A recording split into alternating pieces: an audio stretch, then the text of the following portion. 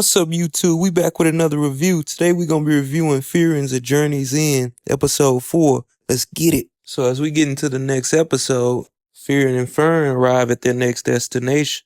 It's a small village. And as they arrive on the seashore, they see an old, abandoned, broken up ship, and all of its remains are washed up on the shore. A local would then offer them a job of cleaning it up.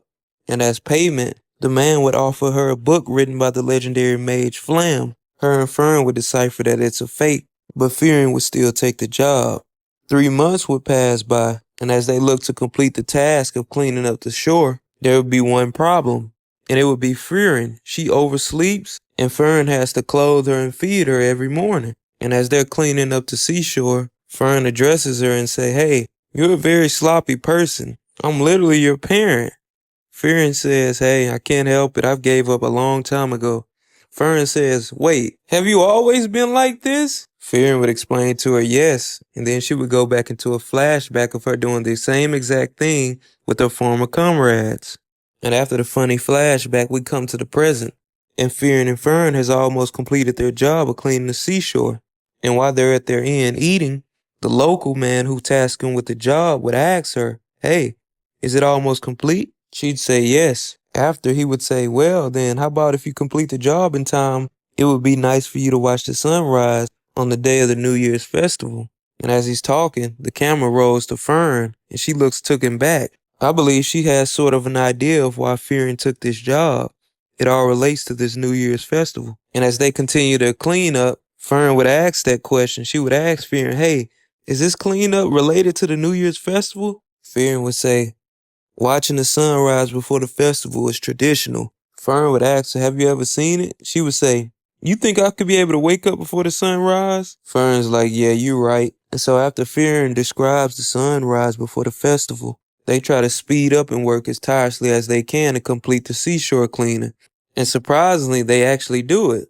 They actually finish it a day before. And after Frieren says that she will attend the festival, Fern would say, "Are you crazy? You're not going to be able to wake up before the sunrise?" And hilariously, their next biggest challenge would arrive, and this would be getting Frieren up before the sunrise. And as we continue, Frieren would be up all night, reading the grimoire by Flame the Mage. And suddenly she starts to think of her comrades. The anime would go into a flashback of her missing the sunrise before the festival.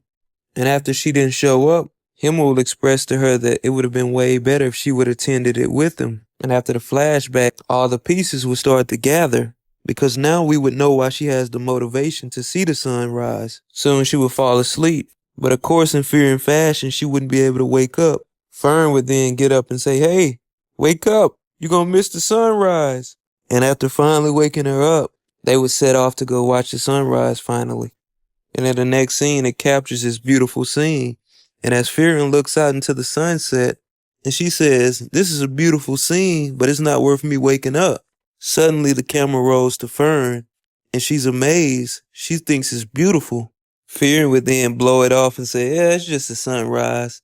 Fern would say, "But it looks like you like it." She says, "That's only because you're enjoying it." Suddenly, the sun would fully rise, and Frieren would be taken back. And to me, this shows her growing more. She's starting to little by little start to appreciate more of the small things. And as the beautiful scene ends, we move along. The anime goes back to a flashback of Frieren and the rest of her comrades. And the scene highlights Eisen the dwarf. He would be showing respect to his fallen family members. And while he's doing this, Hida the priest would say a prayer for the 2 fallen members. Eisen would be confused and say, "Wait, what are you doing?" Hida would then explain to him about heaven and the afterlife. And after they debate, they all would come to an agreement and say that heaven is a better place than having nothing at all when you die.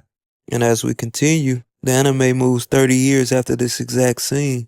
And funny enough, Eisen would be praying for these same family members, but suddenly Frieren would arrive. And shockingly, she says she wants to hang out. And she asks, does he need any help with anything? And Eisen says yes. And they travel to Vol Basin, and their task is to find notes on the legendary mage Flam. And after Frieren says those notes are mostly fake, Eisen would explain that he has a lead from their former comrade, Hida the priest. He explains that after some time in research, Hida had found the place where he believed to have the original notes of the legendary mage Flam. And so with that information, The three of them would go on a journey to find these notes. And Frieren must know something because she suggests that they look for a large tree first. And just like the other tasks in the past, completing and finding this tree would be hard. And after searching tirelessly high and low everywhere they could, they would actually find this tree. And in the midst of them finding it, Frieren would ask Eisen why is he looking for these notes of the legendary mage. He would explain in so many words that these notes contain magic on Flam speaking to the dead, and if they find him, she could speak to Himmel. After the scene, we move to them finally arriving at the tree, but it has a barrier protecting it.